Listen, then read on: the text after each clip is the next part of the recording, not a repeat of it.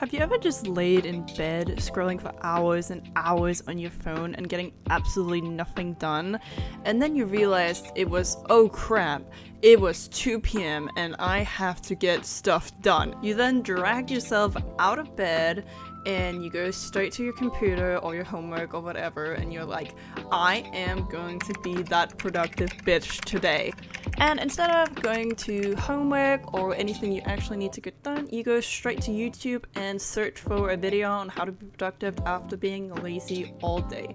You soon realize you can't do this, you feel sad, you feel like shit, you go back to bed, and you go back to your phone and wrap yourself in a blanket and cry. I think we can all really relate to this problem of procrastinating the entire day. Maybe you woke up late, so you're feeling unmotivated to do any freaking thing. And I broke this video into 3 main points: how to prevent, how to take action, and what to do in the future. And starting out with how to prevent, I think the easiest way on how to prevent this is gonna happen the night before. I really do believe that when we have a solid sleeping schedule, we will feel better. Like, there's a reason why sleep is so important. I will say sleep becomes before nutrition and before exercise. Like, it should be sleep, diet, and then exercise. And some people will disagree with me on that, but it's just science, baby. I don't think you need to have a perfect sleeping schedule. I don't think you have to wake up at 5 a.m. or 6 a.m. and go to bed at 10 every single night. Just make sure they are roughly the same. Maybe a couple hours different every once in a while, that's fine. But staying in a roughly natural sleeping schedule, of course, I will always say it's much better to be in a natural sleeping schedule, like go to bed between like 10 midnight or something like that, and then wake up like 6 or 8 or something, instead of going to bed at 4 in the morning and then waking up at 12. But it is your life at the end of the day. And I think for me, making a outfit for the day, having my bedroom nice and clean, having my breakfast set out the night before is really going to make a great start for my next day, because I am already prepared and I will not be waking up to like a massive pile of laundry and my workspace is gonna be messy. Everything's just gonna be a fresh, clean start. Like, every single day is a fresh start to start on something new. And to be honest, even if you aren't going to do anything that day, it's just really nice to be in a clean environment and having some small things set out. Even if they're small, like making sure your breakfast plate is out with your cereal. It's tiny, but it just makes a nice little difference. It's the same like making your bed will just make you feel better. And I also do think you can have stuff ready for your work. So for example, with my YouTube channel, I am not the biggest fan of filming videos. It's quite ironic, but I definitely prefer other stages of a YouTube channel than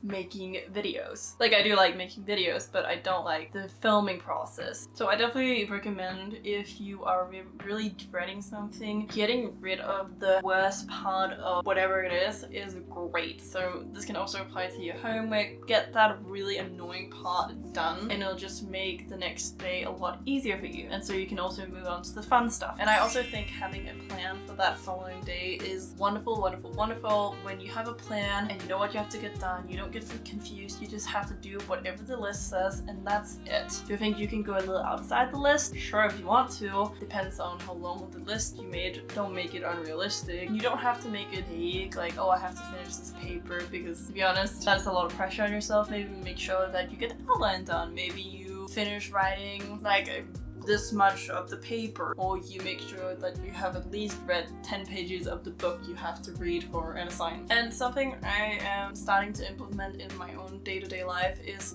categorizing my life in things I have to do and things I want to do. And by this I mean, I keep mentioning a YouTube channel because I think it's great. If you are a student and you have a YouTube channel, I think breaking up your day in 2 columns, work related, I think you should have 3 columns. Like, you should have like you have to, which I recommend the start of your day. So from like 8 to 12 or something, you're doing homework, and then you eat lunch, and then you go into 12 to like 6 p.m, whatever works for you, and then you're doing YouTube stuff. And then like 6 to like bedtime, you have like fun time. It doesn't have to be perfect, but having this like rough schedule of what you want to get done that day is great. And for me, I personally really like to start my day off with something I don't like to do, like my driving theory test, because I hate doing it and I have the least temptations to not do it. And it's very rewarding when you've done the hard work and now you can go on to the less hard work, like my YouTube channel. It's great. And number 2, how to take action. There are a ton of methods you can do out there that will help you get out of bed and get you started on your workday, even though it's 4 p.m. And I definitely believe that you should make the task as easy as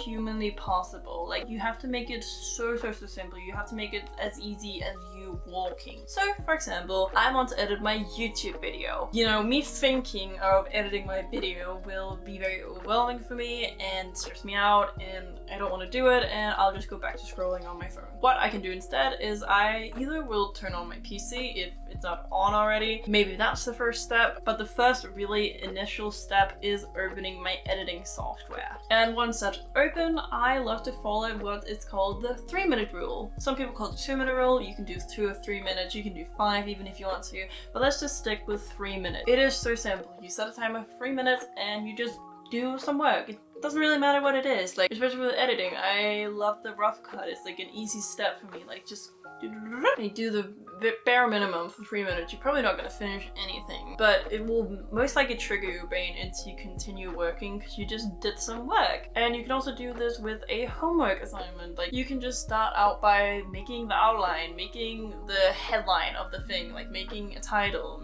writing a sentence, doing something incredibly small, and you'll most likely continue on working on your project. And my last point, what to do in the future. If everything freaking fails, it's fine.